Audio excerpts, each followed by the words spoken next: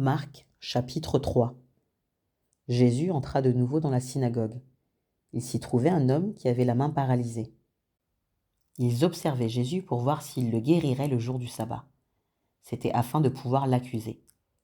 Jésus dit à l'homme qui avait la main paralysée : « Lève-toi, là, au milieu. » Puis il leur dit : « Est-il permis le jour du sabbat de faire du bien ou de faire du mal, de sauver une personne ou de la tuer ?» Mais ils gardèrent le silence. Alors il promena sur eux un regard de colère, et, peiné de l'endurcissement de leur cœur, il dit à l'homme : « Tends ta main. » Il attendit, et sa main fut guérie. Les pharisiens sortirent et tinrent aussitôt conseil avec les Hérodiens sur les moyens de le faire mourir. Jésus se retira au bord du lac avec ses disciples. Une foule nombreuse le suivit, venue de la Galilée, de la Judée, de Jérusalem, de l'Idumée, de l'autre côté du Jourdain et des environs de Tyr et de Sidon. Cette foule vint à lui car elle avait appris tout ce qu'il faisait. Il dit à ses disciples de tenir toujours à sa disposition une petite barque afin de ne pas être écrasé par la foule. En effet, comme il guérissait beaucoup de gens, tous ceux qui avaient des maladies se jetaient sur lui pour le toucher. Les esprits impurs, quand ils le voyaient, se prosternaient devant lui et s'écriaient : « Tu es le Fils de Dieu !»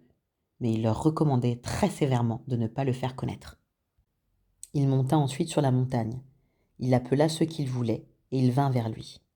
Il en établit 12, pour qu'ils soient avec lui et pour les envoyer prêcher avec le pouvoir de chasser les démons. Simon, qu'il appela Pierre, Jacques, fils de Zébédée, et Jean, frère de Jacques, auquel il donna le nom de Boanerges, qui signifie fils du tonnerre. André, Philippe, Barthélemy, Matthieu, Thomas, Jacques, fils d'Alphée, Thaddée, Simon le Cananéite, et Judas l'Iscariote, celui qui trahit Jésus.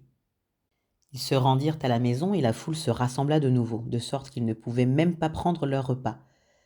Lorsqu'ils l'apprirent, les membres de la famille de Jésus vinrent pour s'emparer de lui, car ils disaient : « Il a perdu la raison. » Les spécialistes de la loi qui étaient descendus de Jérusalem disaient : « Il a en lui Belzébul, c'est par le prince des démons qu'il chasse les démons. » Jésus les appela et leur dit sous forme de parabole : « Comment Satan peut-il chasser Satan ?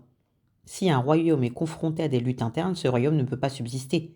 Et si une famille est confrontée à des luttes internes, cette famille ne peut pas subsister. Si donc Satan se dresse contre lui-même, s'il est divisé, il ne peut pas subsister, c'en est fini de lui. Personne ne peut entrer dans la maison d'un homme fort et piller ses biens sans avoir d'abord attaché cet homme fort. Alors seulement il pillera sa maison.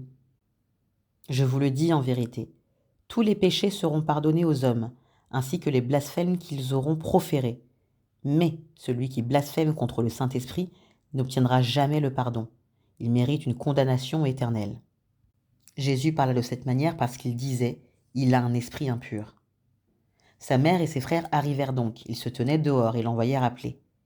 La foule était assise autour de lui et on lui dit : « Voici ta mère et tes frères sont dehors et te cherchent. » Il répondit : « Qui est ma mère ? Et qui sont mes frères ? » Puis il promena le regard sur eux qui étaient assis tout autour de lui et dit : « Voici ma mère et mes frères. En effet, celui qui fait la volonté de Dieu, celui-là est mon frère, ma sœur, ma mère. »